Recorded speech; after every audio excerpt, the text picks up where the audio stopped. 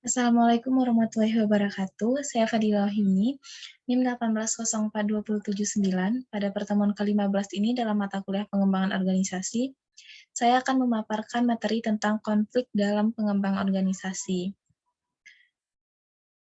Untuk konflik, kita harus paham dulu apa itu konflik. Jadi konflik adalah persaingan yang kurang sehat berdasarkan ambisi dan sikap emosional dalam memperoleh kemenangan. Konflik akan menimbulkan ketegangan, konfrontasi, perkelahian, dan frustasi jika tidak dapat diselesaikan. Bentuk konflik ada 3, di sini ada konflik fungsional, konflik disfungsional, konflik dan kinerja perusahaan. Untuk konflik fungsional, itu merupakan sebuah konfrontasi di antara kelompok yang menambah keuntungan kinerja perusahaan. Lalu konflik disfungsional, itu merupakan setiap atau interaksi di antara kelompok yang merugikan perusahaan atau menghalangi pencapaian tujuan perusahaan. Selanjutnya ada konflik dan kinerja perusahaan.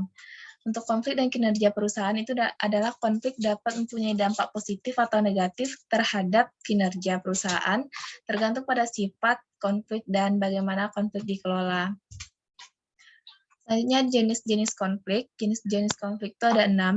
Yang pertama ada konflik dalam diri seseorang, yang kedua ada konflik antar individu, lalu konflik antar kelompok, yang keempat ada konflik. Yang ketiga, itu ada konflik antar anggota kelompok.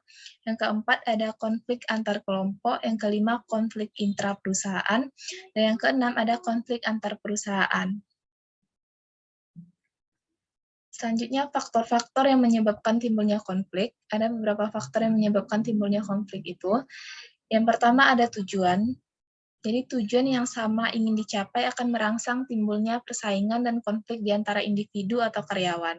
Setiap karyawan selalu berjuang untuk mendapatkan pengakuan yang lebih baik dari orang lain.